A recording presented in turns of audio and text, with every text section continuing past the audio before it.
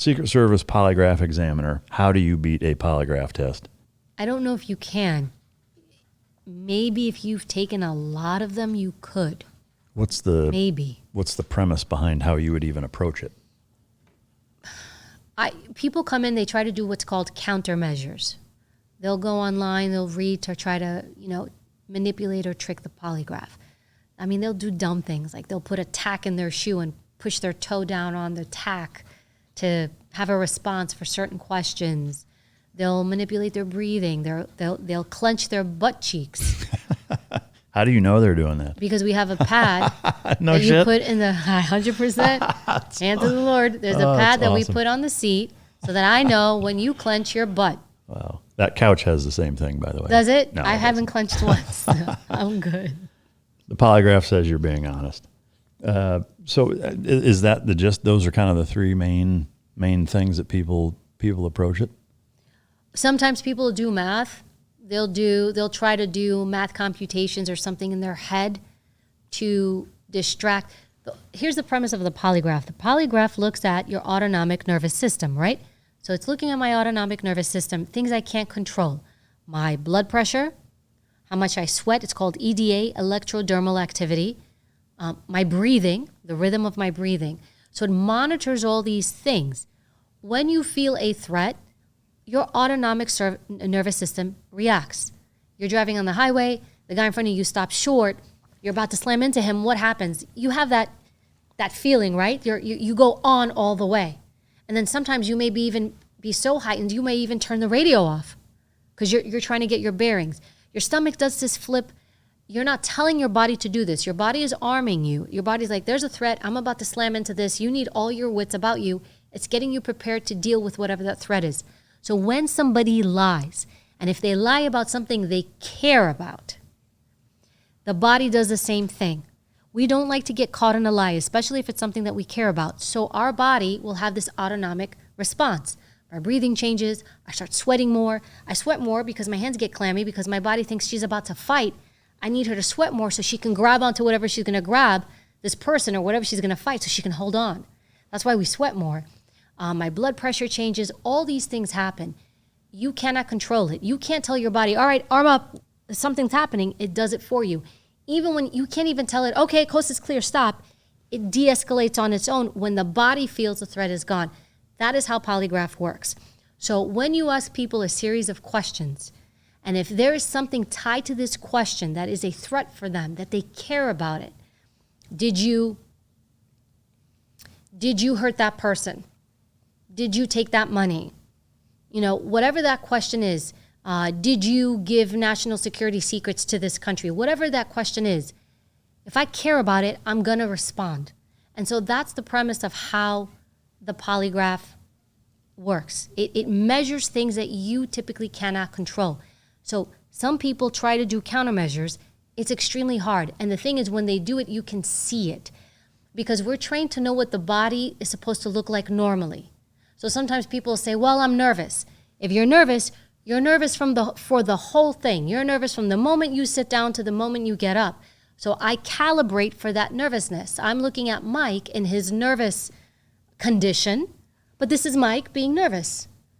What happens is when Mike lies, not that you're a liar, Mike, but when Mike lies, something else happens to Mike. That autonomic response comes in, and I see a shift, a clear deviation with Mike. And that's how I know, Mike doesn't like this question. Why? But here's the thing. Everybody thinks the polygraph is the machine. I was the polygraph because I have to sit and figure out what's in Mike's head. And my job is to get that information. I also have to sit and prep you for it, which can take an hour to 2 hours, to make sure that you don't hit on the questions that I don't want you to hit on. Like there's this whole science to it and an art to it. It's fascinating and it works. I mean, a lot of people don't like them, but I mean, at least for the U.S. Secret Service, when we do it, we would use them on applicants. I've taken multiple. I'd never like taking one, but I understand why they're there. People lie. People just lie. And I think something like 75% of people lie on their resumes. So not just even to catch a threat or a terrorist or somebody trying to sneak into the agency, right, to do harm as a bad actor. Also, people lie. Yeah. So for you now, having been both an examiner and a trainer of examiners, would it be easier for you to pass one authentically if you were not telling the truth, or would it still be difficult? It still would be difficult because it depends on what you ask me, because I'm still a human being, you know? Yeah. There are, like, so if I had to take, let's say I went back to the Secret Service to go work, and they're like, all right, come on back, you got to take another polygraph. They would have to give me a special type of polygraph because I know so much. Right. So there's certain ones that you give to people who have the knowledge that I have, because I can't pass a regular one now. I won't be able to because I know it so well. I'm not gonna get the score they need me to get because I know it. Yeah, that makes sense. Is there a percentage that you can apply to the efficacy of them, or is it all over the place? Like How well do they work? Yeah, I mean, to say this guy's lying or no, he's not. I mean, is it a pass-fail, basically? You either pass or you don't pass? It's a pass-fail. But there were times, too, they also taught us to read people. And, you know, I don't want to oversimplify it, because just to say body language is oversimplifying it, but their body language, verbal language, paralinguistics, which is the tone, sound, pitch of your voice, cadence, they really taught us how to read people. So there were times where I never even gave a polygraph. There were times where I knew, I'm like, this person's lying to me. I'm just going to go for it. And we call them pre-confessions, pre-test confessions, where you would get a confession before you even hook somebody up to the polygraph. Really, I was the polygraph. The examiner's the polygraph. Now, you have to be super ethical, because you can cause somebody to fail that. If you're an unethical person, you don't like someone, you're just looking to solve a case, ethics play a role, and you can do that. Have there been people that have gotten in trouble for that, or that you've seen be unethical? I remember once, I'll just share this story. I remember once there was a new hire exam being done in the New York office by another examiner. He had come from a different state, and he came up to polygraph somebody who was coming in for a job. And this person might have been from, I want to say either Pakistan or Afghanistan. I don't remember what country. And sometimes people get so stressed out during the polygraph they fall asleep. So during the prep phase and when you're testing them, people are so on, there's times where they actually crash. Like, it's that stressful.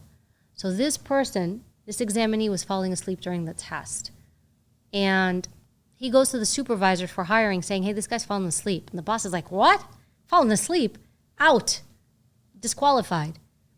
And so the guy was also inconclusive, meaning he didn't pass, he didn't fail, he needed to come back. So I went to this examiner who was new, and I said, hey, this guy needs to come back. I'll take him. Because we had an informal policy. If I polygraph somebody, if they needed to be re-polygraphed, a new person does it. You always want to bring in a new person, a new perspective. So I'm like, hey, what happened to your guy? I know he was inconclusive. Give me his file, I'll do him. He's like, oh, no, he's disqualified. And I remember thinking, how is he disqualified? He said, we fell asleep. I'm like, they all fall asleep. And so I go up to the boss. I think the boss told me first. He's like, well, he fell asleep. He's disqualified. I'm like, they all fall asleep. I was like, that's just the stress level. And when I talked to the examiner, I said, why did you disqualify him? He's like, well, and I said, this guy, and when I looked at this guy's file, the guy was a cop. He was an NYPD cop, and he worked midnight shift, and he was coming in for days.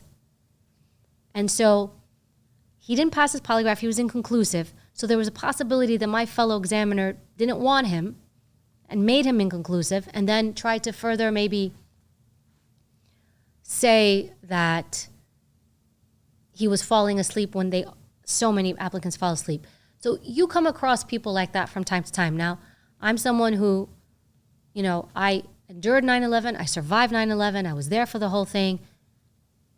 I was like, I'm not having any of this. And I went up to that boss and I said, you need to give this guy another test. Everybody falls asleep in that room. He's also a cop. Look in his file. The guy works midnight shifts. He was fucking tired. This guy deserves a chance, and have somebody else give him his test. Don't even let it be me. So I guess you could say that you can come across that across the board no matter what. Yeah. You can tell I get pissed even when I tell that story. Yeah. So from your perspective, the technology that is polygraphs, can you say for 100% certainty that if you put somebody through one that you can tell if they're lying or not? It depends on the examiner. If you suck as an examiner, your polygraph's going to suck. Just you personally. Like, do you think for sure you'll Me, know? I feel I was so careful that I almost erred to have somebody be inconclusive rather than fail them, because I wanted to make sure. I guess I will say this: if you failed my polygraph, you deserve to fail it. Yeah.